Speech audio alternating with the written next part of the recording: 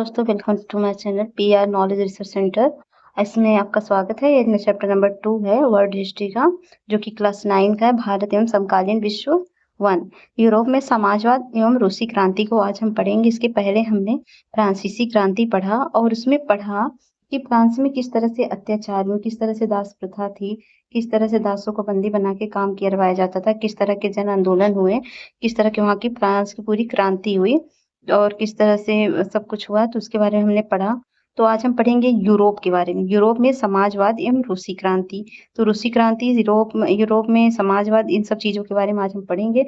बहुत ही interesting chapter है। वैसे तो बहुत सारे लोग वर्ल्ड हिस्ट्री स्किप कर देते हैं, लेकिन आपको बिल्कुल स्किप नहीं करना है, क्योंकि ये जो एग्जाम की क्लियर कर लेते हैं, बोलते हैं कम पढ़ना है, ये करना है, वो करना है, ये सब चीज छोड़नी है। तो ये जीएस 1 में वर्ल्ड हिस्ट्री के लगभग 2-3 क्वेश्चन आते हैं, कभी कभार नहीं आते। तो इसका मतलब ये नहीं कि हम इसको छोड़ देंगे। जैसा कि आप जानते हैं, ये एग्जाम अनप्रिडिक्टेबल है, तो इसलिए हमको तैयारी के साथ रहना पड़ेगा। तो ये है यूरोप में समाजवाद के बारे में, ठीक है। तो चलिए पढ़ते हैं और इसमें सीखते हैं क्या क्या हम इसमें सीख सकते हैं, ठीक है। तो बहुत ही इंटरेस्टिंग है ये चैप्टर। इसमें बहुत कुछ नया सीखने को मिलेगा। तो पेन कॉपी लेके बैठिएगा और जो जो पॉइंट मैं बताऊंगी उसको नोट भी करिएगा और लास्ट में अपना फीडबैक दीजिएगा अगर आपको लेक्चर पसंद आता है तो। ठीक है, चलिए स्टार्ट करते हैं। तो आज हम पढ़ेंगे यूरोप में समाजवाद एवं रूसी क्रांति। तो है सामाजिक परिवर्तन का युग, ठीक है। तो क्या था ये? तो पिछले अध्याय में अपने फ्रांसीसी क्रांति के बारे में पढ़ा, ये तो मैंने बताया। यूरोप में फैलते जा रहे स्वतंत्रता, समानता के शक्तियों, विचारों के बारे में आपने पिछले लेसन में पढ़ा है। तो फ्रांसीसी क्रांति ने सामाजिक संरचना के क्षेत्र में आमूल परिवर्तन की संभावनाओं का सूत्रपात किया, ठीक है। और जैसा कि आप पढ़ चुके हैं कि 18वीं सदी में फ्रांस का समाज मोटे तौर पर स्टेट याद है आपको? याद है कमेंट बॉक्स में बताइए स्टेट किसे कहते थे। और श्रेणियों में बटा था। समाज की आर्थिक और सामाजिक सत्ता कुलीन वर्ग और चर्च के नियंत्रण में थी। तो किस में थी? पॉइंट है, नोट करते जाइएगा जो जो क्वेश्चन पूछूं। तो कुलीन वर्ग और चर्च के नियंत्रण में थी। लेकिन क्रांति के बाद इस संरचना को बदलना संभव दिखाई देने लगा। यूरोप और एशिया सहित दुनिया के बहुत सारे हिस्सों में व्यक्तिगत अधिकारों के स्वरूप और सामाजिक सत्ता का किसका नियंत्रण हो, इस पर चर्चा छिड़ गई। भारत में भी राजा राम मोहन राय और डेरोजियो ने फ्रांसीसी क्रांति के महत्व का उल्लेख किया और भी बहुत सारे लोग क्रांति पश्चात यूरोप की स्थितियों के बारे में चल रही बहस में कूद पड़े। आगे चलकर उपनिवेश में घटी घटनाओं ने भी इस विचारों को नया रूप प्रदान किया था। मगर यूरोप में भी सभी लोग आमूल समाज परिवर्तन के पक्ष में नहीं थे। इस सवाल पर सबकी अलग-अलग राय थी और बहुत सारे लोग बदलाव के लिए तो तैयार थे, लेकिन वह नहीं चाहते थे कि वह ये चाहते थे कि बदलाव धीरे-धीरे हो, सडनली ना हो। एक खेमा मानता था कि समाज का आमूल पुनर्गठन जरूरी है। कुछ रूढ़िवाद, ये पॉइंट है कि रूढ़िवाद क्या होती है, देखिए। कंजर्वेटिव रूढ़िवाद और कुछ उदारवादी और कुछ जो है वो रेडिकल मतलब परिवर्तनवादी थे, समाजवादी के पक्ष में थे, मतलब समाधानों के पक्ष में थे। ये तीनों क्या हैं उसके बारे में आगे पढ़ेंगे हम। उस समय के संदर्भ में शब्दों का क्या मतलब है, तो राजनीति की इन धाराओं में क्या फर्क है, कौन कौन सी बातें थी जो समान थी, ठीक है। तो यहाँ हमें ध्यान देना चाहिए कि इन सभी शब्दों का हर काल में अर्थ जो है भिन्न भिन्न होता है, मतलब हर परिवेश में एक समान इसका अर्थ नहीं होगा, डिफरेंट डिफरेंट होगा। इस अध्याय में हम 19वीं शताब्दी के कुछ महत्वपूर्ण राजनीतिक परंपराओं का अध्ययन करेंगे और देखेंगे उन्होंने परिवर्तन के संदर्भ में क्या असर डाला। इसके बाद हम एक ऐसी ऐतिहासिक घटना पर अपना ध्यान केंद्रित करेंगे जिसमें समाज के रेडिकल पुनर्गठन का एक गंभीर प्रयास किया गया। रूस में हुई क्रांति के फलस्वरूप समाजवाद 20वीं सदी के स्वरूप तय करने वाले सबसे महत्वपूर्ण और शक्तिशाली विचारों की श्रृंखला का हिस्सा बन गया था। तो उदारवादी, रेडिकल और रूढ़िवादी क्या होते हैं, ये नोट कर लीजिएगा। तो उदारवादी होते हैं जो समाज में परिवर्तन के समर्थक एवं समूह में जो होते हैं। तो जो समाज के परिवर्तन के समर्थकों में एक समूह होता है, उसको उदारवादियों का था। उदारवादी ऐसे राष्ट्र चाहते थे जिसमें सभी धर्मों को सम्मान जगह मिले, मतलब सभी धर्मों को सम्मान और जगह मिले। शायद आप जानते होंगे कि उस समय यूरोप के देशों में प्राय किसी एक धर्म को ज्यादा महत्व दिया जाता था। अभी भी बहुत सारे देश हैं जहाँ पर एक ही धर्म को बहुत ज्यादा महत्व दिया जाता है। ब्रिटेन की सरकार चर्च ऑफ इंग्लैंड का समर्थन करती थी। किससे? चर्च ऑफ इंग्लैंड का समर्थन करती थी और ऑस्ट्रिया और स्पेन कैथोलिक चर्च के समर्थक थे। तो ये लोग अलग-अलग मतलब इन लोग का धर्म के हिसाब से चलते थे। उदारवादी समूह वंश आधारित शासकों की अनियंत्रित सत्ता के भी विरोधी थे और सरकार के समस्त व्यक्ति मात्र के अधिकारों की रक्षा के पक्षधर थे। उनका कहना था कि सरकार को किसी के अधिकारों का हनन करने या उन्हें छीनने का अधिकार नहीं दिया जाना चाहिए। और उन्होंने बात कही, ये समूह प्रतिनिधियों पर आधारित है, एक ऐसा निर्वाचित सरकार के पक्ष में था जो शासकों और अफसरों के प्रभाव से मुक्त और सुप्रशिक्षित न्यायपालिका द्वारा स्थापित किए गए कानूनों के अनुसार शासन कार्य चलाए। यह समूह जो है लोकतांत्रिक नहीं था। ये लोग सार्वभौमिक वयस्क मताधिकार यानी सभी नागरिकों को वोट का अधिकार देने के पक्ष में नहीं थे। उनका मानना था कि वोट का अधिकार केवल संपत्तिधारियों को ही मिलना चाहिए, ऐसा था उस समय में। इसके बाद रेडिकल समूह के लोग ऐसी सरकार के पक्ष में थे जो देश की आबादी के बहुमत के समर्थन पर आधारित हो। इसमें बहुत सारे लोग महिला मताधिकार आंदोलन के बारे में भी समर्थक थे। उदारवादियों के विपरीत लोग बड़े जमींदारों और संपन्न उद्योगपतियों को प्राप्त किसी भी तरह के विशेषाधिकार के खिलाफ थे। उदारवादियों का था कि इन लोग को मिले, लेकिन इसमें था कि नहीं, इन लोग का इसका मताधिकार नहीं था। वे निजी संपत्ति के विरोधी नहीं थे, लेकिन केवल कुछ लोगों के पास संपत्ति के संकेतीकरण के विरोधी थे। मतलब कि किसी एक पास बहुत सारा चीज हो, किसी के पास ना हो, जिसके वो विरोधी थे। सोचे थे समाज में सभी लोग समान हो। रूढ़िवादी तबका रेडिकल और उदारवादी दोनों के खिलाफ था। जो रूढ़िवादी था वो तबका था रेडिकल और उदारवादी दोनों के खिलाफ था। मगर फ्रांसीसी क्रांति के बाद रूढ़िवादी भी बदलाव की जरूरत को स्वीकार करने लगे थे।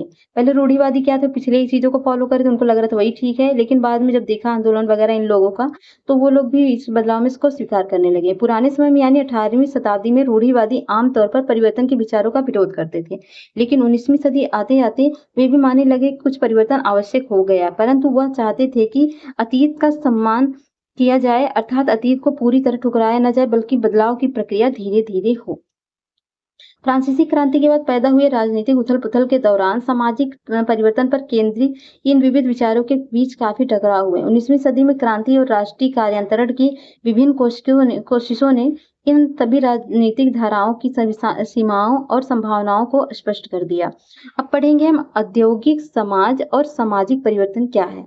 तो ये राजनीतिक रुझान एक युग का प्रद्योतक है। यह दौर क्या था, गहन सामाजिक एवं आर्थिक बदलाव का था।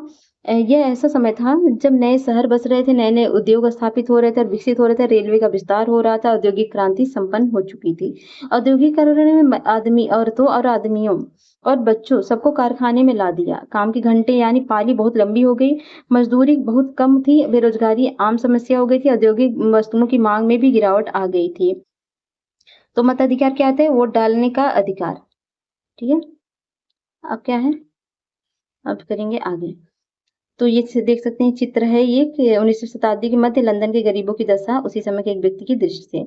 तो बेरोजगारी और बढ़ रही थी उस समय। तो क्या हुए थे, बेरोजगारी बहुत तेज बढ़ रही थी, शहर तेजी से बसते और फैलते जा रहे थे, आवास में साफ सफाई का काम भी मुश्किल होता जा रहा था। उदारवादी रेडिकल दोनों ही समस्याओं का हल खोजने की कोशिश कर रहे थे।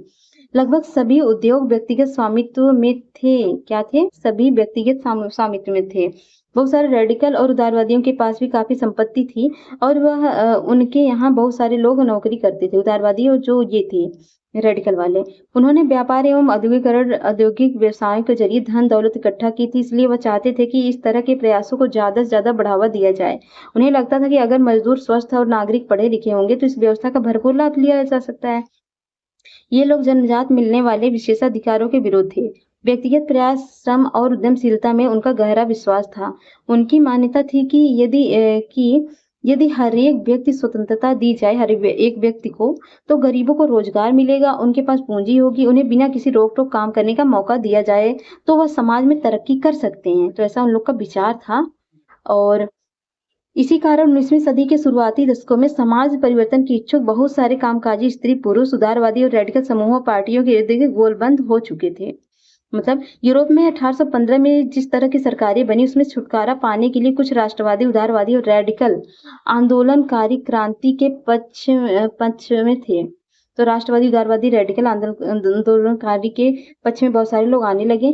फ्रांस, इटली, जर्मनी और रूस में ऐसे लोग क्रांतिकारी हो गए। कहाँ? फ्रांस, इटली, जर्मनी, रूस में ऐसे लोग क्रांतिकारी हो गए और राजाओं के तख्ता पलट का प्रयास करने लगे। आपने फ्रांस की क्रांति में पढ़ा किस तरह से तख्ता पलट किया गया और वहां के राजा को यहाँ तक गिलोटिन के थ्रू मार भी दिया गया। राष्ट्रवादी कार्यकर्ता क्रांति के जरिए राष्ट्रों की स्थापना करना चाहते थे जिसमें सभी नागरिकों को समान अधिकार प्राप्त हो। तो लड़ाई समानता की थी।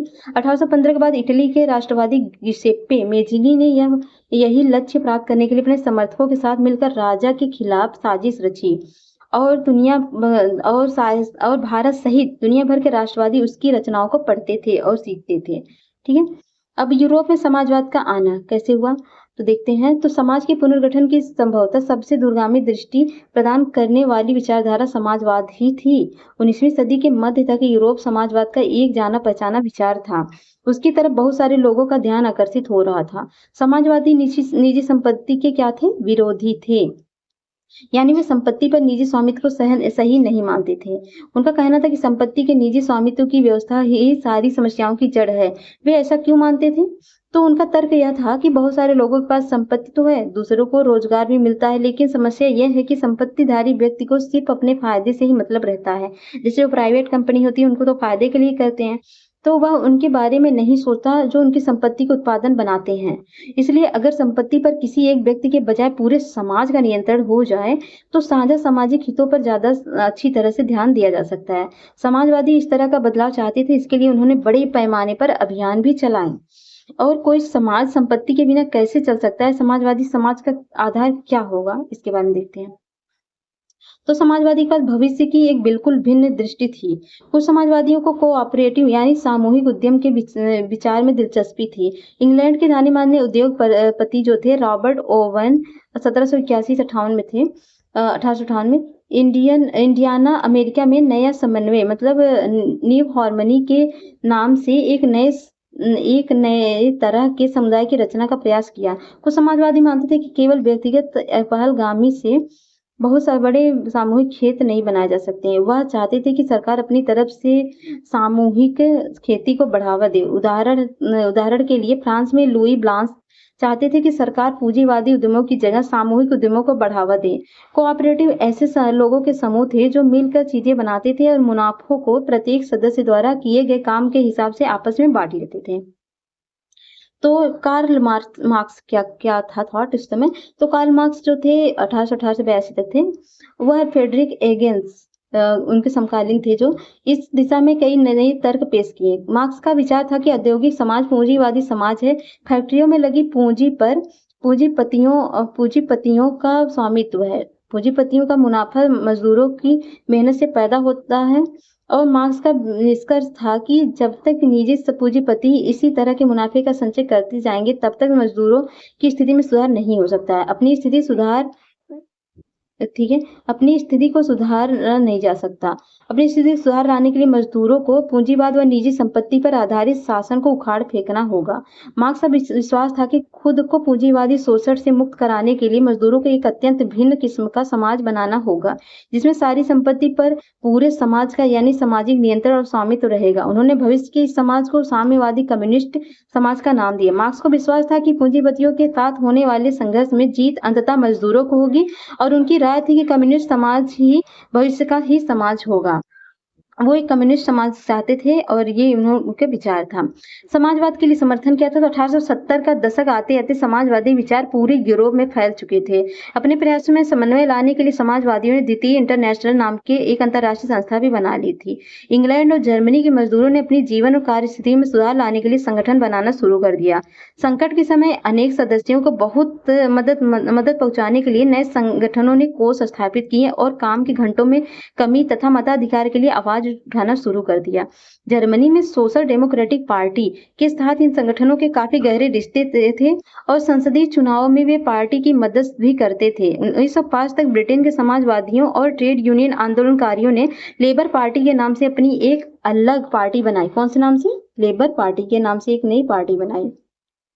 ठीक है। तो ऐसी ही एक पार्टी का गठन किया गया। 1914 तक यूरोप में समाजवादी कहीं भी सरकार बनाने में कामयाब नहीं हो पाए। संसदीय राजनीति में उनके प्रतिनिधि बड़ी संख्या में जीतते रहे। उन्होंने कानून बनवाने में भी अहम भूमिका निभाई, मगर सरकारों में रूढ़िवादियों, उदारवादियों और रेडिकलों का ही दबाव बना रहा। तो अब देखेंगे रूसी क्रांति क्या थी। तो यूरोप के सबसे पिछड़े और औद्योगिक देशों में से एक रूस में यह समीकरण उलट गया। 1917 की अक्टूबर क्रांति के जरिए रूस की सत्ता पर समाजवादियों ने कब्जा कर लिया। 1917 तक फरवरी 1917 में राजशाही के पतन और अक्टूबर की घटनाओं को ही अक्टूबर क्रांति कहा जाता है। ऐसा कैसे हुआ? तो क्रांति के समय रूस के सामाजिक और राजनीतिक हालात कैसे थे? इन सवालों का जवाब ढूंढने के लिए आइए क्रांति के कुछ साल पहले की स्थिति पर नजर डालते हैं। तो यह पीटर्सबर्ग स्थित विंटर पैलेस के व्हाइट हाउस में जार निकोलस सेकेंड। तो रूसी साम्राज्य जो 1914 में था, तो 1914 में रूस और उसके पूरे साम्राज्य पर जार निकोलस सेकेंड का शासन था। जो ये फिगर में देख रहे चित्र में उनका शासन था, जॉर्ज निकोलस सेकेंड का शासन था। मॉस्को के आसपास बढ़ने वाले भू क्षेत्र के अलावा आज का Finland, Latvia, Lithuania, Estonia, Poland, Ukraine, Belarus कुछ हिस्से में रूसी साम्राज्य के अंग थे। यह साम्राज्य प्रशांत महासागर तक फैला हुआ था और आज के मध्य एशियाई राज्यों के साथ साथ जॉर्जिया, आर्मेनिया, अजरबैजान साम्राज्य के अंतर्गत आते थे। रूस में ग्रीक ऑर्थोडॉक्स चर्च से उपजी शाखा रूसी ऑर्थोडॉक्स क्रिश्चियनिटी को मानने वाले बहुमत, ये फिगर देख लीजिए आप, जर्मनी, हॉलैंड, ऑस्ट्रिया और रोमानिया वगैरह सब देख लीजिए कहाँ पर हैं, तो थे। लेकिन इस साम्राज्य के तहत रहने वालों में कैथोलिक, प्रोटेस्टेंट और मुस्लिम और बौद्ध भी शामिल थे। ठीक है, कैथोलिक, प्रोटेस्टेंट और मुस्लिम और बौद्ध भी शामिल थे। तो अर्थव्यवस्था और समाज की बात करें तो 20वीं सदी की शुरुआत में रूस की आबादी एक बहुत बड़ा हिस्सा खेती बाड़ी से जुड़ा हुआ था। रूसी साम्राज्य की लगभग 85% जनता आजीविका के लिए खेती पर निर्भर थी, तो बहुत बड़ा अमाउंट है। तो यूरोप के किसी भी देश में खेती पर आश्रित जनता का प्रतिशत इतना नहीं था। उदाहरण के तौर पर फ्रांस और जर्मनी में खेती पर निर्भर आबादी 40 से 50% थे, ज्यादा नहीं थी। रूसी साम्राज्य के किसान अपनी जरूरतों को साथ साथ बाजार के लिए भी पैदावार करते थे। रूस अनाज का एक बड़ा निर्यातक था उस समय। उद्योग बहुत कम थे। सेंट पीटर्सबर्ग और मॉस्को प्रमुख औद्योगिक इलाके थे। हालांकि ज्यादातर उत्पादन कारीगर ही करते थे, लेकिन कारीगरों की वर्कशॉपों के साथ साथ बड़े बड़े कल कारखाने भी मौजूद थे। बहुत सारे कारखाने 1890 के दशक में चालू हुए थे, जब रूस के रेल नेटवर्क को फैलाया जा रहा था। उसी समय रूसी उद्योगों में विदेशी निवेश भी तेजी से बढ़ा था। इन कारकों के चलते कुछ ही सालों में रूस के कोयला उत्पादन में 2 गुना और स्टील उत्पादन में 4 गुना वृद्धि हुई थी। सन 1900 तक कुछ इलाकों में तो कारीगरों और कारखाना मजदूरों की संख्या लगभग बराबर हो चुकी थी। ज्यादातर कारखाने उद्योगपतियों की निजी संपत्ति थे। मजदूरों को न्यूनतम वेतन मिलता था और काम की पाली के घंटे निश्चित हुए। तो इस बात का ध्यान रखने के लिए सरकार विभाग बड़ी फैक्ट्रियों पर नजर रखते थे, लेकिन फैक्ट्री इंस्पेक्टर भी नियमों के उल्लंघन को रोक पाने में नाकामयाब रहे। कारीगरों की इकाइयों और वर्कशॉपों में काम की पाली प्राय 15 घंटे तक खींच जाती थी, जबकि कारखानों में मजदूरों को आमतौर पर 10 से 12 घंटे का पालियों में काम करना पड़ता था। मजदूरों के रहने के लिए भी कमरों से लेकर डॉर्मिटरी तक तरह तरह की व्यवस्था मौजूद थी। तो यहाँ पर डॉर्मिटरी में बनकर तो इस तरह के सोने की व्यवस्था डॉर्मिटर कहा जाता है, तो वहां पर रूस में था, आप चित्र में देख लीजिए। सामाजिक स्तर पर मजदूर बटे हुए थे और मजदूर अपनी मूल गांव के साथ अभी भी गहरे संबंध बनाए हुए थे। बहुत सारे मजदूर अस्थायी रूप से शहरों में ही बस चुके थे। उनके बीच योग्यता और दक्षता के स्तर भी काफी फर्क था। सेंट पीटर्सबर्ग के एक धातु मजदूर ने कहा था कि धातु कर्मी मजदूरों में खुद को साहब मानते थे।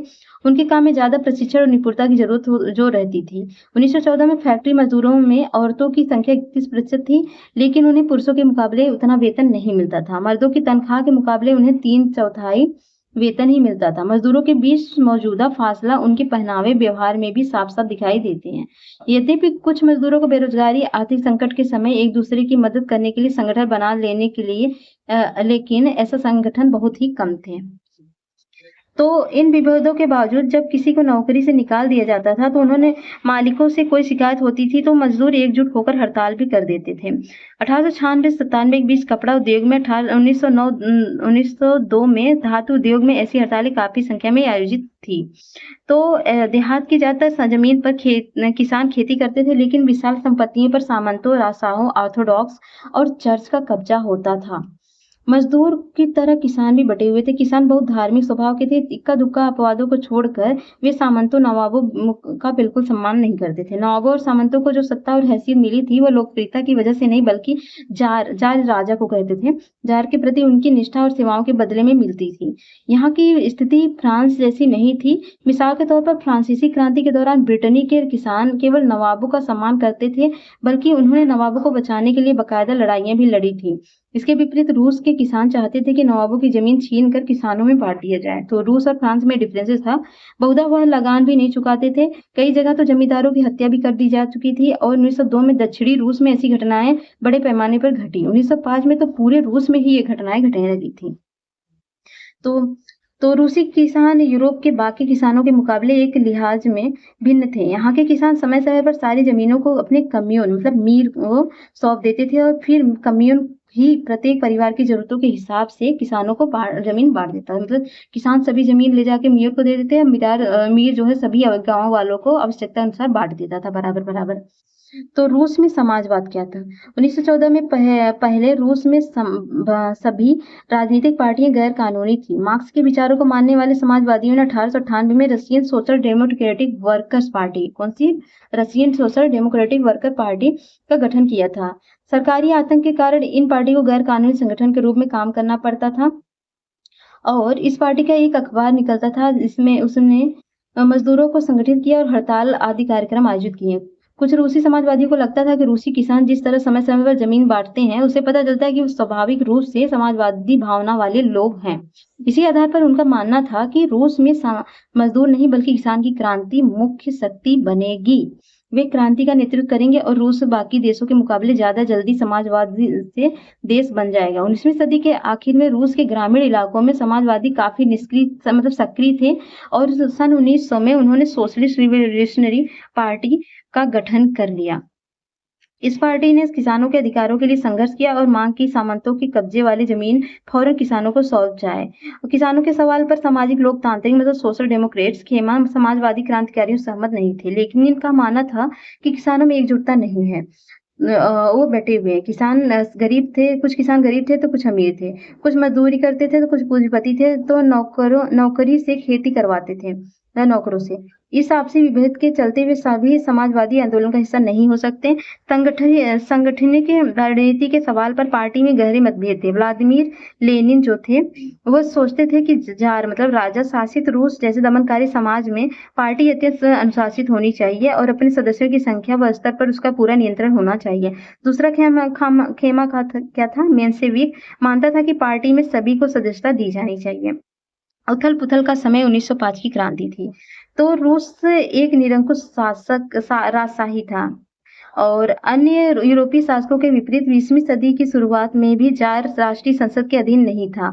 उदारवादियों ने इस स्थिति को खत्म करने के लिए बड़े पैमाने पर मुहिम चलाई। 1905 की क्रांति के दौरान उन्होंने संविधान की रचना के लिए सोशल डेमोक्रेटिक ऑफ समाजवादी क्रांतिकारी को साथ लेकर किसानों और मजदूरों के बीच काफी काम किया। रूसी साम्राज्य के तहत उन्हें राष्ट्रवादियों जैसे पोलैंड और इस्लाम के आधुनिकीकरण के समर्थक जदीदियों मतलब मुस्लिम बहुलक इलाके का भी समर्थन किया मिला। मतलब जदीदियों किसे कहते थे? मुस्लिम बहुलक इलाकों को जदीदियों कहते थे। रूसी मजदूरों के लिए 1904 का साल बहुत बुरा था। जरूरी चीजों की कीमतें इतनी तेजी से बढ़ी कि वास्तविक वेतन में 20% तक की गिरावट आ गई। उसी समय मजदूर संगठनों का सदस्यता में भी तेजी से वृद्धि हुई।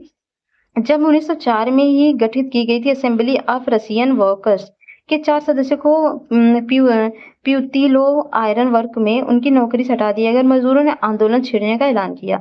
अगले कुछ दिनों के भीतर सेंट पीटर्सबर्ग के लगभग 1,10,000 से ज्यादा मजदूर काम के घंटे घटाकर 8 घंटे किए जाने एवं वेतन में वृद्धि और कार्यशैली में सुधारों की मांग करने पर हड़ताल पे चले गए। इसी दौरान जब पादरी गैपान नेतृत्व में मजदूरों का एक जुलूस विंटर पैलेस मतलब जार के महल के सामने पहुंचा तो पुलिस और कोसैक्स ने मजदूरों पर हमला बोल दिया। घटना में 100 से ज्यादा मजदूर मारे गए और लगभग 300 घायल हुए। इतिहास में इस घटना को खूनी रविवार के नाम से याद किया जाता है। 1905 की क्रांति की शुरुआती घटना से हुई थी। सारे देश में हड़तालें होने लगी और जब नागरिक स्वतंत्रता के अभाव का विरोध करते हुए विद्यार्थी अपनी कक्षाओं का बहिष्कार करने लगे तो विश्वविद्यालय भी बंद कर दिए गए। वकीलों, डॉक्टरों, इंजीनियरों, अन्य मध्यम वर्गीय कामगारों ने संविधान सभा के गठन की मांग करते हुए यूनियन ऑफ यूनियंस की स्थापना कर दी। निरंकुश राजशाही किसे कहते हैं? राजा के बिना रोक टोक शासन।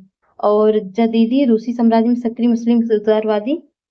तो 1905 की क्रांति के दौरान जार ने एक निर्वाचित परामर्शदाता संसद ड्यूमा के गठन का अपनी सहमति दे दी। क्रांति के समय कुछ दिनों तक फैक्ट्री मजदूरों की बहुत सारी ट्रेड यूनियन फैक्ट्री कमेटियां भी अस्तित्व में रही। 1905 में बाद में ऐसी ज्यादातर कमेटियां और यूनियन अनधिकृत रूप से काम करने वाली, क्योंकि उन्हें गैर कानूनी घोषित कर दिया गया था, राजनीतिक गतिविधियों पर भारी पाबंदियां लगा दी गई। जार ने पहली ड्यूमा को मात्र 75 दिन के भीतर और पुनर्निर्वाचित दूसरी ड्यूमा को 3 महीने के भीतर बर्खास्त कर दिया। वह किसी तरह की जवाबदेही या अपनी सत्ता का किसी तरह का अंकुश नहीं लगाना चाहते थे, मतलब नहीं चाहता था। उसने मतदान कानूनों में फेरबदल करके तीसरी ड्यूमा में रूढ़िवादी राजनेता को भर डाला। उदारवादियों और क्रांतिकारियों को बाहर रखा गया। पहला विश्व युद्ध और रूसी साम्राज्य के बारे में पढ़ते हैं। तो 1914 में 2 यूरोपीय गठबंधनों के बीच युद्ध छिड़ गए। पहला खेमे में कौन थे? जर्मनी था, ऑस्ट्रिया था और तुर्की था। और दूसरे खेमे में फ्रांस था, ब्रिटेन था और रशिया था। और इसमें बाद में इटली और रोमानिया आके ऐड हो गए। तो इसलिए यूरोप के साथ साथ तो हो गए थे। इस सभी देशों के पास विशाल वैश्विक साम्राज्य थे, इसलिए यूरोप के साथ साथ ये युद्ध यूरोप के बाहर भी फैल गया। इसी युद्ध को पहला विश्व युद्ध कहा गया। इस युद्ध को शुरू में रूसियों का भारी समर्थन, मतलब काफी समर्थन मिला था। जनता ने जार का साथ दिया, लेकिन जैसे जैसे युद्ध लंबा खिंचता गया, जार ने ड्यूमा में मौजूद मुख्य पार्टियों से सलाह लेना छोड़ दिया। उसके प्रति जन समर्थन कम हो गए और जर्मनी विरोधी भावनाएं दिनों दिन बलवती होते लगी। जर्मनी विरोधी भावनाओं के कारण ही लोगों ने सेंट पीटर्सबर्ग का नाम बदलकर पेट्रोग्राद रख दिया, क्योंकि सेंट पीटर्सबर्ग जर्मन नाम था। जरीना जो जार की पत्नी महारानी थी, वो अलेक्जेंड्रा के जर्मन मूल का होने और घटिया सलाहकारों की खास तौर पर से रासपुतीन नामक एक सन्यासी ने राजशाही को अलोकप्रिय बना दिया। प्रथम विश्व युद्ध के पूर्वी मोर्चे पर चल रही लड़ाई और पश्चिमी मोर्चे की लड़ाई से भिन्न थी। पश्चिमी सैनिक पूर्वी फ्रांस की सीमा पर बनी खाइयों से लड़ाई लड़ रहे थे, जबकि पूर्वी मोर्चे और पश्चिमी मोर्चे पे थे। पूर्वी था ये क्या है, ये पश्चिम हो गया, ये पश्चिम हो गया, पूर्वी हो गया। तो यहाँ पर दोनों खेमे बढ़ गए। सैन्य तो क्या था, पश्चिमी मोर्चे की लड़ाई भिन्न थी। पश्चिम में सैनिक पूर्वी फ्रांस की तरफ सीमा पर बनी खाइयों से लड़ाई लड़ रहे थे, जबकि पूर्वी मोर्चे पर काफी सेना फासला तय कर लिया था।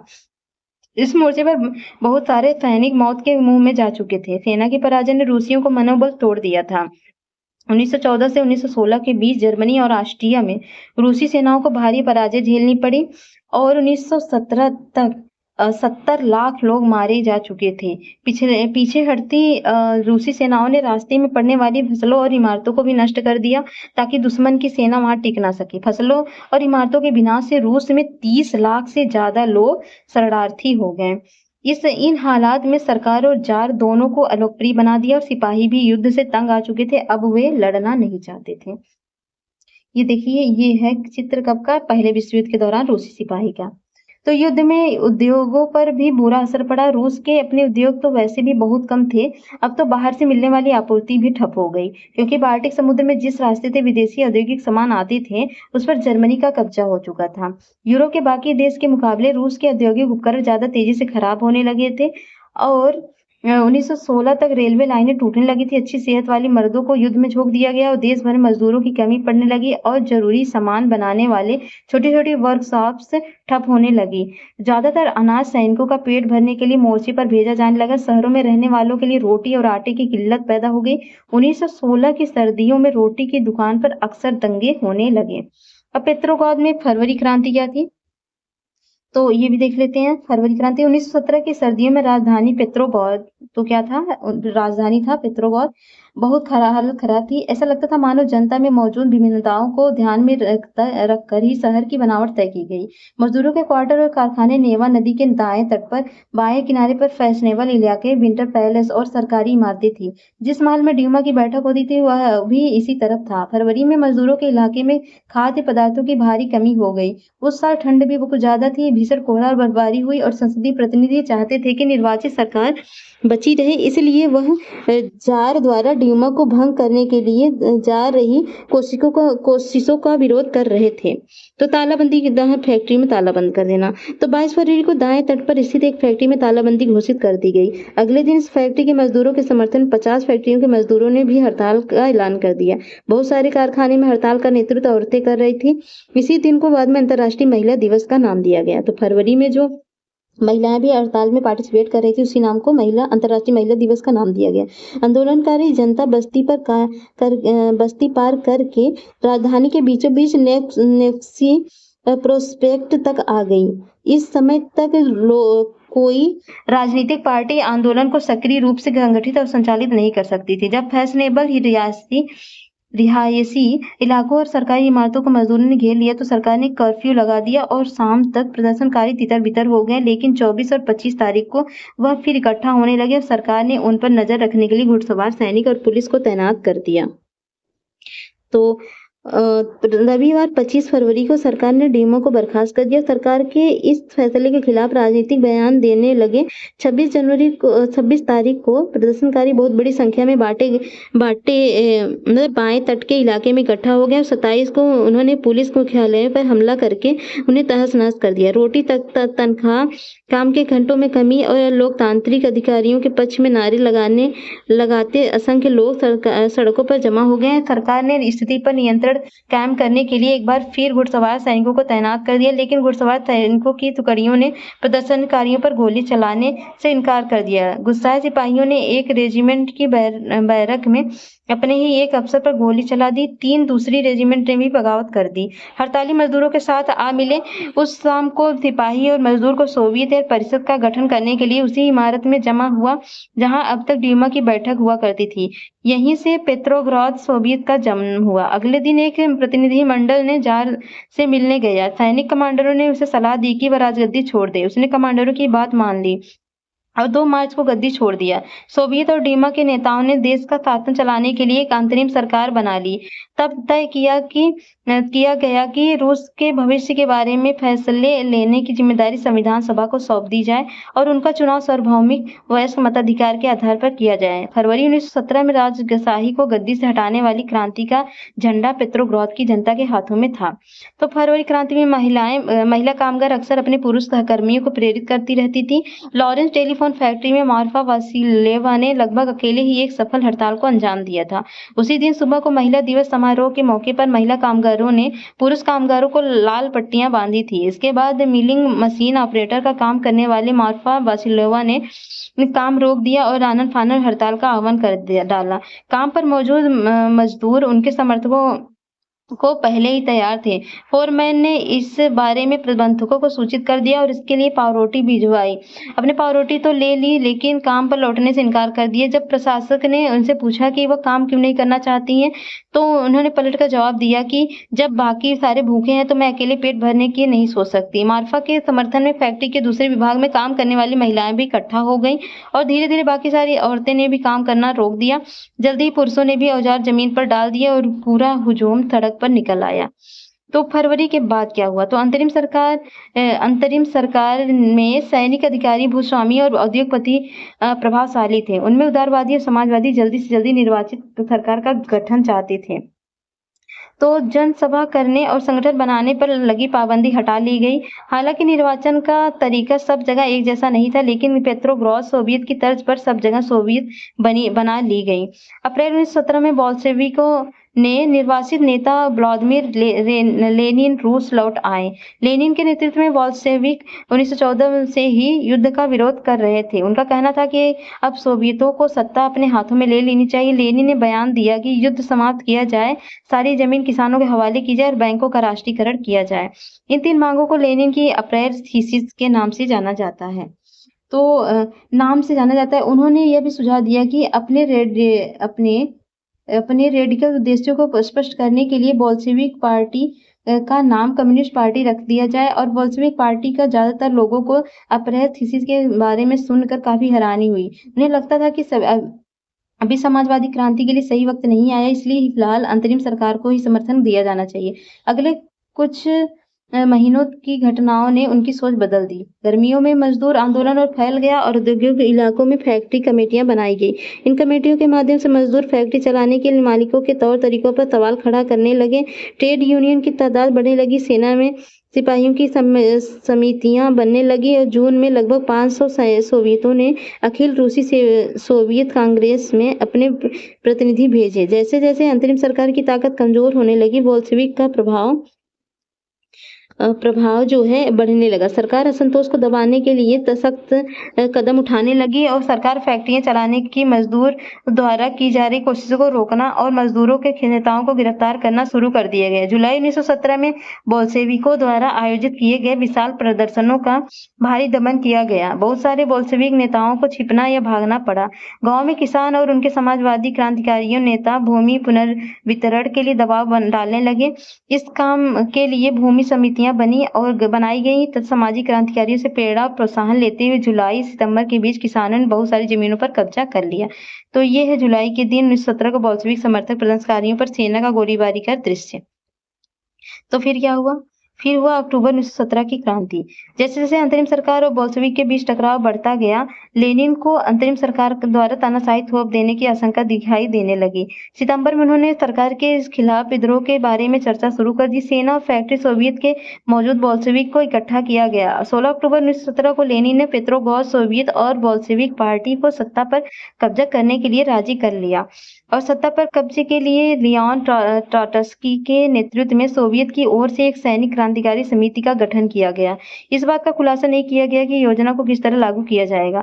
24 अक्टूबर को विद्रोह शुरू हुआ और संकट की आशंका को देखते हुए प्रधानमंत्री कोरेस्की सैनिक टुकड़ियों को इकट्ठा करने शहर से बाहर चले गए। तड़के की सरकार के वफादार सैनिकों ने 2 बोल्शेविक अखबारों के दफ्तरों पर घेरा डाल दिया और टेलीफोन और टेलीग्राफी दफ्तरों पर नियंत्रण प्राप्त करने और विंटर पैलेस की रक्षा करने के लिए सरकार समर्थन सैनिकों को रवाना कर दिया गया। पलक झपकते क्रांतिकारी समिति ने भी अपने समर्थकों को आदेश दिया और सरकारी कार्यालयों पर कब्जा कर ले और मंत्रियों को गिरफ्तार कर ले। उसी दिन औरेरा नामक युद्धपोत ने विंटर पैलेस पर बमबारी शुरू कर दी। अन्य युद्धपोतों ने नेवा के रास्ते में आगे बढ़ते हुए विभिन्न सैनिक ठिकानों को अपने नियंत्रण में ले लिया। शाम ढलते ढलते पूरा शहर क्रांतिकारी समिति के नियंत्रण में आ चुका था।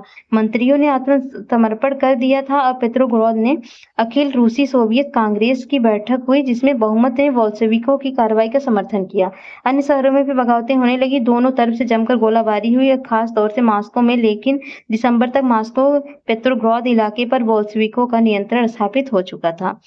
तो कम्युनिस्ट क्या होते हैं? कम्युनिस्ट पार्टी की अंतर्राष्ट्रीय संस्था थी। ये शब्द कम्युनिस्ट इंटरनेशनल का संक्षिप्त रूप है। तो अक्टूबर के बाद क्या बदलाव हुआ? तो बोल्शेविकों की निजी संपत्ति की व्यवस्था की पूरी तरह खिलाफ थे। ज्यादातर उद्योगों और बैंकों का नवंबर 1917 में राष्ट्रीयकरण किया जा चुका था। उनका स्वामित्व और प्रबंधन सरकार के नियंत्रण में आ चुका था। जमीन को सामाजिक संपत्ति घोषित कर दी गई थी। किसानों को सामंतों की जमीनों पर कब्जा करने की खुली छूट दी गई थी। शहरों में बोल्शेविकों ने मकान मालिकों के लिए पर्याप्त हिस्सा छोड़कर उनके बड़े मकानों के छोटे छोटे हिस्से कर दिए ताकि बेघर बार या जरूरतमंद लोगों को रहने की जगह दी जा सके। उन्होंने अभिजात्य वर्ग द्वारा पुरानी पदवियों के इस्तेमाल पर रोक लगा दी। परिवर्तन को स्पष्ट रूप से सामने लाने के लिए सेना और सरकारी अफसरों की वर्दियां बदल दी गई। उनके लिए 1918 में एक परिधान प्रतियोगिता आयोजित की गई, जिसमें सोवियत टोपी का चुनाव किया गया। बोल्शेविक पार्टी का नाम बदलकर रूसी कम्युनिस्ट पार्टी बोल्शेविक रख दिया गया और नवंबर 1917 में बोल्शेविकों ने संविधान सभा के लिए चुनाव एक मिनट बोल्शेविक पार्टी का नाम बदल कर रख दिया। संविधान सभा के लिए चुनाव कराए गए, लेकिन चुनाव में उन्हें बहुमत नहीं मिला। तो ये सोवियत टोपी है, जिसे पहने एक सिपाही है। तो जनवरी 1918 में असेंबली में बोल्शेविकों के प्रस्ताव को खारिज कर दिया गया और लेनिन ने असेंबली बर्खास्त कर दी। उनका मत था कि अनिश्चित परिस्थितियों में चुनी गई असेंबली के मुकाबले अखिल रूसी सोवियत कांग्रेस कहीं ज्यादा लोकतांत्रिक संस्था है। मार्च 1918 में अन्य राजनीतिक सहयोगियों की असहमति के बावजूद बोल्शेविकों ने ब्रेस्ट लिटोवस्क से जर्मनी से संधि कर ली और आने वाले सालों में बोल्शेविक पार्टी अखिल रूसी सोवियत कांग्रेस के लिए होने वाले चुनाव में हिस्सा लेने वाली एकमात्र पार्टी रह गई। अखिल रूसी सोवियत कांग्रेस को अब देश की संसद का दर्जा दे दिया गया था। रूस एक दलीय राजनीतिक व्यवस्था वाला देश बन गया। ट्रेड यूनियनों पर पार्टी का नियंत्रण रहता था और गुप्तचर पुलिस, जिसे पहले चेका और बाद में ओजीपीयू तथा एनकेवीडी का नाम दिया गया, बोल्शेविकों की आलोचना करने वालों को दंडित करती थी और बहुत सारे युवा लेखक और कलाकार भी पार्टी की तरफ आकर्षित हुए और क्योंकि वो समाजवाद और परिवर्तन के प्रति समर्पित थी। अक्टूबर 1917 के बाद ऐसे कलाकारों और लेखकों ने कला और वास्तुकला के क्षेत्र में नए प्रयोग शुरू किए, लेकिन पार्टी द्वारा थोपी गई सेंसरशिप के कारण बहुत सारे लोगों का पार्टी से मोह भंग होने लगा। मॉस्को में मई दिवस का प्रदर्शन 1918 का है। अक्टूबर क्रांति और रूसी ग्रामीण इलाके के दो दृष्टिकोण। तो 25 अक्टूबर 1905 को क्रांतिकारी उथल-पुथल की खबर अगले ही दिन गांव में पहुंच गई। लोगों ने खूब खुशियां मनाई और किसानों के लिए इसका मतलब था कि मुफ्त जमीन युद्ध का खात्मा। जिस दिन खबर मिली उसी दिन जमींदारों की हवेली लूट ली गई, उनके खेत कब्जे में ले लिए गए और विशालकाय बाग के पेड़ काट कर लकड़ी किसानों के बीच बांट दी गई और उनकी सारी इमारतें तोड़ दी गई और जमीन किसानों के बीच बांट दी गई और सो 20 जिंदगी जीने को तैयार थे। तो एक जमींदार परिवार के सदस्य ने अपने रिश्तेदार को भेजे खत में लिखा था कि उनके परिवार की जागीर के साथ क्या हुआ। तख्ता पलट बिना किसी परेशानी के खामोशी शांतिपूर्वक हो गया। शुरुआती दिन बर्दाश्त के बाहर थे। मिखाइलोविच जागीर का मालिक शांत था। लड़कियां भी उसमें कोई शक नहीं कि चेयरमैन का व्यवहार सही है, बल्कि बड़ी बात यह विनम्रता से बात करता है। हमारे पास 2 गाय और 2 घोड़े छोड़ दिए गए। नौकर बार-बार उन्हें यही कहते हैं कि हमारी फिक्र ना करें, उन्हें जीने दो। उनकी सुरक्षा और संपत्ति का जिम्मा हमारे ऊपर है। हम उनसे मानवता भरा व्यवहार करेंगे। अफवाह है कि कई गाँवों में लोग कमेटियों को बाहर निकालकर पूरी जागीर दोबारा मिखाइलोविच को सौंपना चाहते थे। पता नहीं ऐसा होगा या नहीं, यह हमारे लिए अच्छा भी रहेगा या नहीं, तो उस समय की बात है। तो गृह युद्ध की बात करें तो जब बोल्शेविक ने जमीन के पुनर्वितरण का आदेश दिया तो रूसी सेना टूटने लगी। ज्यादातर सिपाही किसान थे और वे भूमि पुनर्वितरण के लिए घर लौटना चाहते थे, इसलिए सेना छोड़कर जाने लगे। गैर बोल्शेविक समाजवादियों, उदारवादियों और शाहशाहियों के समर्थकों ने बोल्शेविक विद्रोह की निंदा की और उनके नेता दक्षिणी रूस से इकट्ठा होकर बोल्शेविक से लड़ने के लिए टुकड़ियां संगठित करने लगा। 1918-1919 में रूसी साम्राज्य के ज्यादातर हिस्सों पर सामाजिक क्रांतिकारियों, ग्रीन्स और जार समर्थकों व्हाइट्स का ही नियंत्रण रहा। उन्हें फ्रांसीसी और अमेरिकी, ब्रिटिश और जापानी टुकड़ियों का भी समर्थन मिल रहा था। वे सभी शक्तियां रूस में समाजवाद को फलते-फूलते नहीं देखना चाहती थी। इन टुकड़ियों और बोल्शेविकों के बीच चले गृह युद्ध के दौरान लूट-मार, डकैती, भुखमरी जैसी बड़ी समस्याएं फैलने लगीं। तो आगे क्या हुआ? तो व्हाइट्स में जो निजी संपत्ति के हिमायती थे, उन्होंने जमीन पर कब्जा करने वाले किसानों के खिलाफ काफी सख्त रवैया अपनाया। उनकी इन हरकतों के कारण तो गैर बोल्शेविक के प्रति समर्थन और तेजी से घटने लगा। जनवरी 1920 तक भूतपूर्व रूसी साम्राज्य के ज्यादातर हिस्सों पर बोल्शेविकी का नियंत्रण कायम हो चुका था। उन्हें गैर रूसी राष्ट्रवादियों और मुस्लिम जातीयों की मदद से कामयाबी मिली थी। जहां रूसी उपनिवेशवाद की ही बोल्शेविक विचारधारा के अनुयायी बन गए थे, वहां मदद काम नहीं आ सकी। मध्य एशिया स्थित खीवा में बोल्शेविक उपनिवेशकों ने समाजवाद की रक्षा के नाम पर स्थानीय राष्ट्रवादियों का बड़े पैमाने पर कत्लेआम किया। ऐसे हालात में बहुत सारे लोगों को यह समझ में नहीं आ रहा था कि बोल्शेविक सरकार क्या चाहती थी। आंशिक रूप से इसी समस्या से निपटने के ज्यादातर गैर रूसी राष्ट्रीयताओं को सोवियत संघ दिसंबर 1922 में रूसी साम्राज्य से बोल्शेविक द्वारा स्थापित किया गया और उन्हें क्या किया गया? आंशिक रूप से इसी समस्या से निपटने के लिए ज्यादातर गैर रूसी राष्ट्रवादियों को सोवियत संघ दिसंबर 1922 में रूस साम्राज्य से बोल्शेविक द्वारा स्थापित किया गया। राज्य के अंतर्गत राजनीतिक स्वायत्तता दे दी गई और लेकिन क्योंकि बोल्शेविक ने स्थानीय सरकारों पर कई अलोकप्रिय और सख्त नीतियां जैसे घुमंतुवाद की रोकथाम की कड़ी कोशिश की थोप दी और इसलिए विभिन्न राष्ट्रीयताओं का विश्वास जीतने के प्रयास आंशिक रूप से ही सफल हो पाए। समाजवादी समाज का निर्माण कैसे हुआ, तो इसके बारे में बात करें तो क्या हुआ था?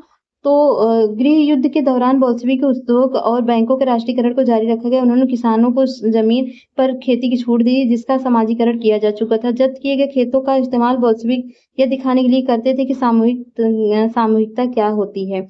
शासन के लिए केंद्रीकृत नियोजन की व्यवस्था लागू की गई। अफसर इस बात का हिसाब लगाते थे कि अर्थव्यवस्था किस तरह काम कर रही है। इसी आधार पर 5 साल के लिए लक्ष्य तय किए जाते थे। इसी आधार पर उन्होंने पंचवर्षीय योजनाएं बनानी शुरू की।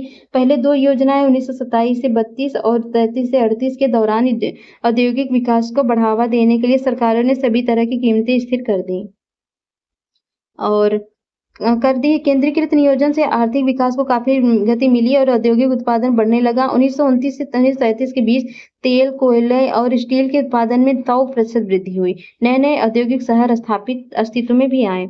तो यहाँ पर कुछ चीज़ दिया गया है। अक्टूबर क्रांति के समय मध्य एशिया 2 दृष्टिकोण। तो यहाँ पर एम.एन. रॉय भारतीय क्रांतिकारी मैक्सियन कम्युनिस्ट पार्टी के संस्थापक और भारत, चीन तथा यूरोप में कम्युनिस्ट के एक प्रमुख नेता थे। 1920 के दशक में जब रूस में गृह युद्ध चल रहा था, उस समय के मध्य एशिया में उन्होंने लिखा। मुखिया एक भला सा बुजुर्ग था।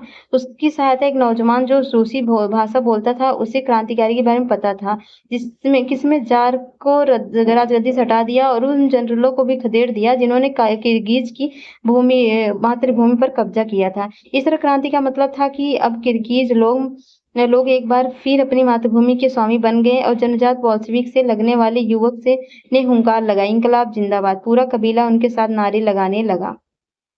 एम.एन. रॉय मेयर्स से 1964 की बात है। तो किर्गिज लोग पहली क्रांति यानी फरवरी क्रांति पर खुशी से झूम उठे और दूसरी क्रांति खबर से वे अचंभे और दहशत में डूब गए।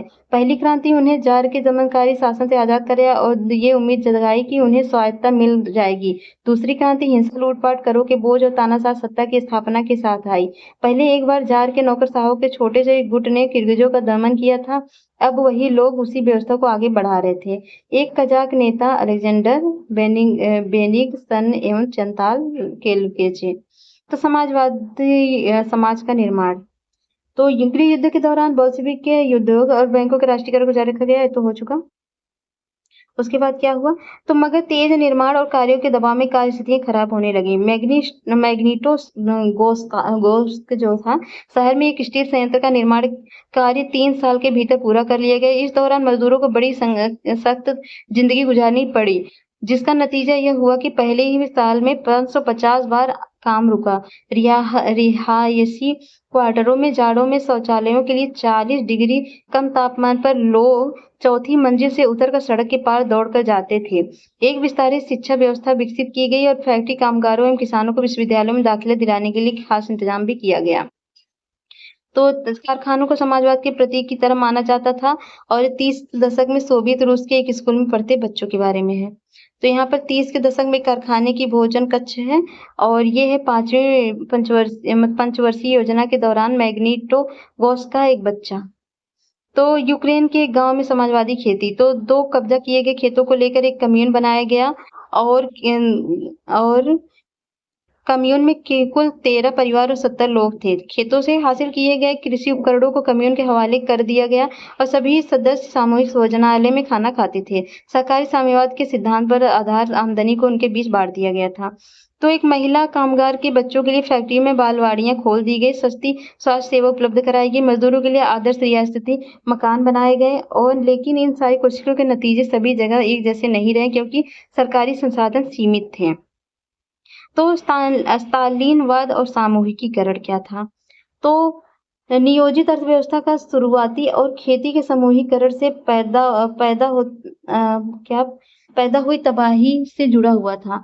1927 और 28 के आसपास रूस के शहरों में अनाज का भारी संकट पैदा हो गया था। सरकार ने अनाज की कीमत तय कर दी थी, उससे ज्यादा कीमत पर कोई अनाज नहीं बेचा जा सकता था, लेकिन किसान उस कीमत पर सरकार को अनाज बेचने के लिए तैयार नहीं थे। लेनिन के बाद पार्टी की कमान संभाल रहे स्टालिन ने स्थिति से निपटने के लिए बड़े कदम उठाए। उन्हें लगता था कि अमीर किसान और व्यापारी कीमत बढ़ने की उम्मीद में अनाज नहीं बेच रहे हैं। स्थिति पर काबू पाने के लिए सट्टेबाजी पर अंकुश लगाना और व्यापारियों के पास जमा अनाज को जब्त करना जरूरी था। 1928 के पार्टी के सदस्यों ने अनाज उत्पादन इलाकों का दौरा किया। उन्होंने किसानों से जबरन अनाज खरीदा और कुलकों के ठिकानों पर छापे मारी। रूस में संपन्न किसानों को कुलक कहा जाता था। जब इसके बाद भी अनाज की कमी बनी रही तो खेतों के सामूहिकीकरण का फैसला लिया गया। इस फैसले के पक्ष में एक तर्क यह दिया गया कि अनाज की कमी इसलिए है क्योंकि खेत बहुत छोटे हैं। 1917 के बाद जमीन किसानों को सौंप दी गई और फलस्वरूप ज्यादातर किसानों के पास छोटे खेत थे जिनका आधुनिकीकरण नहीं किया जा सकता था। आधुनिक खेत विकसित करने और उन पर मशीनों की सहायता से औद्योगिक खेती करने के लिए कुलकों का सफाया करना, किसानों से जमीन छीनना और राज्य नियंत्रित यानी सरकारी नियंत्रण वाले विशालकाय खेत बनाना जरूरी माना गया। इसी के बाद स्टालिन का सामूहिकीकरण कार्यक्रम शुरू हुआ। 1929 में पार्टी ने सभी किसानों को सामूहिक खेती में काम करने का आदेश जारी कर दिया और ज़्यादातर जमीन और सामान सामूहिक खेतों के स्वामित्व में सौंप दिए गए। सभी किसान सामूहिक खेतों पर काम करते थे और खोज के मुनाफे को सभी किसानों के बीच बांट दिया गया था। इस फैसले से गुस्साए किसानों ने सरकार का विरोध किया और अपने जानवरों को खत्म करने लगे। 1929 से 31 के बीच मवेशियों की संख्या में 1/3 कमी आ गई। सामूहिकीकरण का विरोध करने वालों को सख्त सजा दी गई। बहुत सारे लोगों को निर्वासन या देश निकाला दे दिया गया। सामूहिकीकरण का विरोध करने वाले किसानों का कहना था कि वे ना तो अमीर हैं और ना ही समाजवाद के विरोधी हैं। वे बस अपने विभिन्न कारणों से सामूहिक खेती पर काम नहीं करना चाहते हैं। स्टालिन सरकार ने सीमित स्तर पर स्वतंत्रता किसानी की व्यवस्था भी जारी रहने दी, लेकिन किसानों को कोई खास मदद नहीं दी जाती थी। सामूहिकीकरण के बावजूद उत्पादन में नाटकीय वृद्धि नहीं हुई, बल्कि 1930 से 33 खराब फसल के बाद तो सोवियत इतिहास सबसे बड़ा अकाल पड़ा, जिसमें 40 लाख लोग मर गए थे 1930-33 में। पार्टी में भी बहुत सारे लोग अनियोजित अर्थव्यवस्था के अंतर्गत औद्योगिक उत्पादन में पैदा हो रहे भ्रम और सामूहिकी के परिणामों और आलोचना करने लगे थे। स्टालिन और उनके सहयोगियों ने ऐसे आलोचना पर समाजवाद के खिलाफ साजिश रचने का आरोप लगाया। देश भर में बहुत सारे लोगों को इस तरह के आरोप लगाए गए कि 1939 तक आते-आते 20 लाख से ज्यादा लोगों को या तो जेल में या श्रम शिविरों में भेज दिया गया। ज्यादातर लोगों ने ऐसा कोई अपराध नहीं किया था, लेकिन उनकी सुनने वाला कोई नहीं था। बहुत सारे लोगों को यातनाएं दे देकर उनके इस आशय के बयान लिखवा दिए गए थे कि उन्होंने समाजवाद के विरुद्ध साजिशों में हिस्सा लिया। इसी आधार पर उन्हें मार दिया गया। इसमें से कई प्रतिभावान पेशेवर लोग भी थे। तो सामूहिकीकरण के विरोध और सरकार की प्रतिक्रिया का सरकारी विवरण। तो इस साल फरवरी के दूसरे पखवाड़े से यूक्रेन के विभिन्न क्षेत्रों में किसानों के बड़े पैमाने पर विद्रोह किए। यह स्थिति सामूहिकीकरण क्रियान्वयन के दौरान पार्टी के निचले कार्यकर्ताओं द्वारा पार्टी लाइन को ठीक से लागू न किए जाने और गर्मियों में होने वाली कटाई की तैयारियों का परिणाम था। तो बहुत थोड़े से समय में उपरोक्त क्षेत्रों में चल रही गतिविधियां आसपास के इलाकों में फैल गईं। सबसे आक्रामक विदेशी विद्रोह जो सीमावर्ती इलाकों में हुए। विद्रोही किसानों का ज्यादा जोर इस बात पर था कि सामूहिकीकरण के कारण उनसे छीन लिया गया अनाज, मवेशी और औजार उन्हें लौटा दिए गए। 1 फरवरी 15 मार्च के बीच 25,000 गिरफ्तारियां हो चुकी थी और 656 को मृत्युदंड दिया गया था और 3,673 को श्रम शिविरों में बंद कर दिया गया और 5,580 को देश निकाला दिया गया। यूक्रेन राज्य पुलिस प्रशासन के प्रमुख के एम कार्लसन द्वारा कम्युनिस्ट पार्टी की केंद्रीय समिति को भेजी गई रिपोर्ट है ये।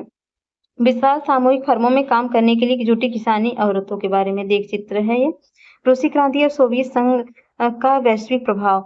तो बल्शेविक ने जिस तरह सत्ता पर कब्जा किया और जिस तरह से उन्होंने शासन चलाया उसके बारे में यूरोप की समाजवादी पार्टी बहुत सहमत नहीं थी, लेकिन मेहनत कशों के राज्य की स्थापना की संभावना ने दुनिया भर के लोगों में एक नई उम्मीद जगा दी थी। बहुत सारे देशों में कम्युनिस्ट पार्टी का गठन किया गया, जैसे इंग्लैंड में communist party of great Britain को स्थापना की गई। बोल्शेविकों ने उपनिवेशों की जनता को भी उनके रास्ते का अनुसरण करने के लिए प्रोत्साहित किया। सोवियत संघ के अलावा भी बहुत सारे देशों के प्रतिनिधियों ने conference of the peoples of the east और बोल्शेविकों द्वारा बनाए गए कम्युनिस्ट में हिस्सा ले लिया था। कुछ विदेशियों को सोवियत संघ की communist university of the worker of the east में शिक्षा दी गई। जब दूसरा विश्व युद्ध शुरू हुआ तब सोवियत संघ की वजह समाजवाद को वैश्विक पहचान और हैसियत मिल चुकी थी, लेकिन 50 के दशक तक देश के भीतर भी लोग ये समझने लगे थे कि सोवियत संघ की शासन शैली रूसी क्रांति के आदर्शों के अनुरूप नहीं है। विश्व सामाजिक आंदोलन में भी इस तरह बात को मान लिया गया और सोवियत संघ में सब कुछ ठीक ठाक नहीं चल रहा था। एक पिछड़ा हुआ देश महाशक्ति बन चुका था, उसके उद्योग और खेतों के विकसित हो चुके थे और गरीबों को भोजन मिल रहा था, लेकिन वहां के नागरिकों को कई तरह की आवश्यकता स्वतंत्रता नहीं दी जा रही थी और विकास परियोजनाओं को दमनकारी नीतियों के बल पर लागू किया गया था। 20वीं सदी के अंत तक एक समाजवादी देश के रूप में अंतर्राष्ट्रीय स्तर पर सोवियत संघ की प्रतिष्ठा काफी कम कर दी गई और हालांकि वहां के लोग अभी भी समाजवाद समाजवाद के आदर्शों का सम्मान करने लगे थे, लेकिन सभी देशों में समाजवाद के बारे में विविध प्रकार के व्यापक पुनर्विचार किया गया। तो रूसी क्रांति प्रेरित होने वाले बहुत सारे भारतीय भी थे, उनमें से कई कम्युनिस्ट विश्वविद्यालय में शिक्षा प्राप्त की। 1920 के दशक में भारत भी कम्युनिस्ट पार्टी का गठन कर लिया गया और इसी पार्टी के सदस्य सोवियत कम्युनिस्ट पार्टी के संपर्क में रहते थे। कई महत्वपूर्ण भारतीय राजनीतिक एवं सांस्कृतिक व्यक्तियों ने सोवियत प्रयोग में दिलचस्पी ली और वहां का दौरा किया। रूस जाने वाले भारतीयों में जवाहरलाल नेहरू, रविंद्रनाथ टैगोर, उन्होंने सोवियत समाजवाद के बारे में लिखा भी। भारतीय लेखन में सोवियत रूस की अलग-अलग छवियां दिखाई देती हैं।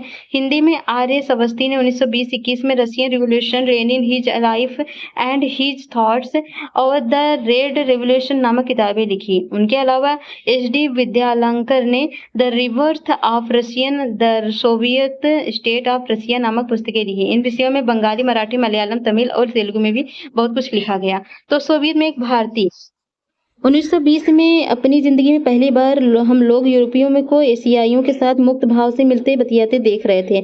जब हमने रूसियों को देख के बाकी लोगों के साथ सहज भाव से घुलते देखा तो हमें यकीन हो गया कि सच्ची समानता की दुनिया में आ पहुंचे। हमें स्वतंत्रता सही मायने में साकार होती दिखाई दे रही थी। प्रतिक्रांतिकारियों और साम्राज्यवादियों की हरकतों से पैदा हुई गरीबी के बावजूद लोग बाग पहले ज्यादा खुश और संतुष्टि दिखाई दे रहे थे। क्रांति ने उनके आत्मविश्वास और निडरता भर दी। 50 अलग-अलग राष्ट्रीयताओं के लोगों के बीच मानवता का असली भाईचारा यही साकार होने वाला। जाति या धर्म की कोई सीमा उन्हें एक दूसरे के साथ घुलने मिलने से नहीं रोक रही थी। हर जीव को कुशल वक्ता बना दिया गया। आप वहाँ मजदूरों, किसानों, सिपाहियों के सभी पेशेवर वक्ता की तरह बहस करके देख सकते हैं। तो रूस में से रविंद्रनाथ टैगोर 1930 मास्को बाकी यूरोपीय राजधानियों के मुकाबले कम साफ सुथरा दिखाई देता है। सड़क पर भागम भाग में लगा कोई व्यक्ति बहुत स्मार्ट नहीं लगता। सारी जगह मजदूर ही है और यहाँ आम जनता रईसों के साए में किसी तरह दबती दिखाई नहीं देती। जो लोग सदियों से नेपथ्य में छिपे हुए थे आज सामने खड़े हुए। मैं अपने देश के किसानों और मजदूरों के बारे में सोचने लगा। मेरे सामने जो कुछ उसे देखकर लगता था कि अब अरेबियन नाइट्स के किसी जिन्न की करामात। महज एक दशक पहले से ही हमारे लोगों में जितने के अनपढ़, लाचार, भूखे थे, ये देखकर मेरे जैसे अभागे हिंदुस्तानी ज्यादा अचंभा और भला किसको होगा कि इन लोगों ने इतने थोड़े से सालों में अज्ञानता और बेसहारेपन पर पहाड़ को उतार फेंका। तो ये है, तो ये चैप्टर जो है आपका यहीं खत्म होता है। तो क्रियाकलाप है, ये कुछ क्वेश्चन है, इसको पढ़ लीजिएगा। रूस के सामाजिक, आर्थिक, राजनीतिक हालात 1905 पहले कैसे थे। तो इस क्वेश्चन को पढ़ के आप आंसर लिख के हमें भेजने की कोशिश करिएगा। और ये कूलब, ड्यूमा, उदारवादी, स्टालिन का समूहीकरण ये क्या है, जरूर से जरूर कमेंट बॉक्स बताइएगा या हम टेलीग्राम लिंक देंगे, वहाँ पे बताइएगा। तो मिलते हैं नेक्स्ट वीडियो में नेक्स्ट चैप्टर के साथ। तब तक जय हिंद, जय भारत। तो जाने से पहले अगर आपको चैनल पसंद आए प्लीज लाइक, शेयर, सब्सक्राइब कर दीजिएगा।